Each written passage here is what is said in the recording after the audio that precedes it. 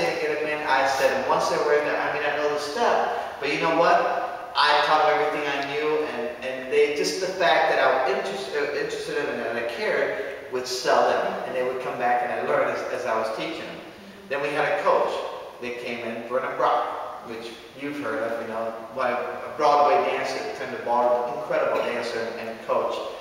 And, you know, he says, I want you to work with us, me and my ex. And he says, okay, we'll do a twinkle for me. So I did a twinkle, whatever. He goes, wow.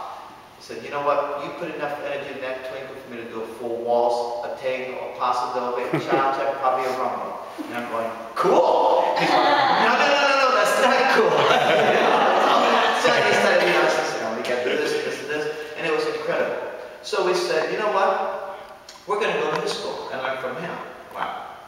He got in big trouble with Fred Astaire because it was like he stole staff.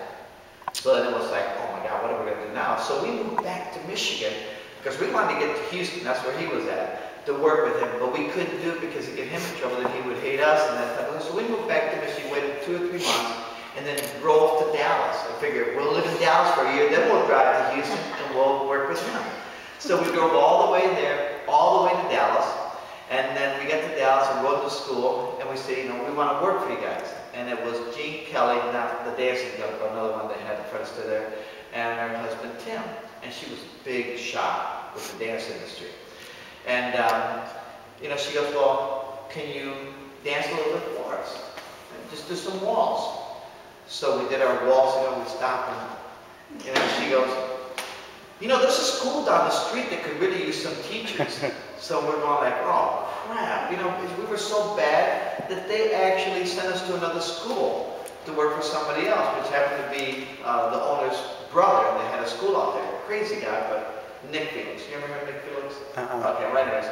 So, you know, we went to Nick, you know, we were kind of down because we were so bad, they wouldn't even hire us, but they needed teachers, and they wouldn't hire either one of us. So Nick took us in.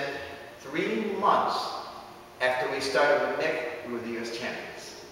3 months. That's how hard we work. But it's a great career if you work hard. And then they want us back. And then we're going like, I don't think so. And we went down to Texas, and when we went down to Texas, we got finally what we wanted to with Vernon, whatever.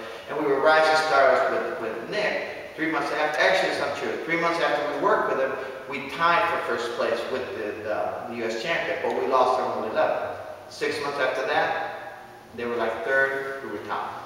But, you know, from that point on, our career was made. But even as a U.S. champion, I refused to leave the studio. I like to teach, I like to learn, and where everybody else was on to coaching and stuff like that, doing shows, we wouldn't leave. It was like, they're going like, you're nuts, you can make so much more money.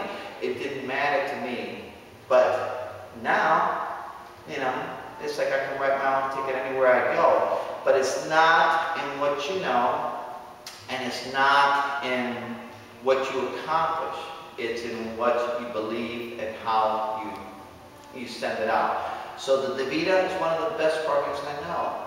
And if you can deliver, if you can teach, and you have the knowledge, sky's the limit. So with that, show me what you got.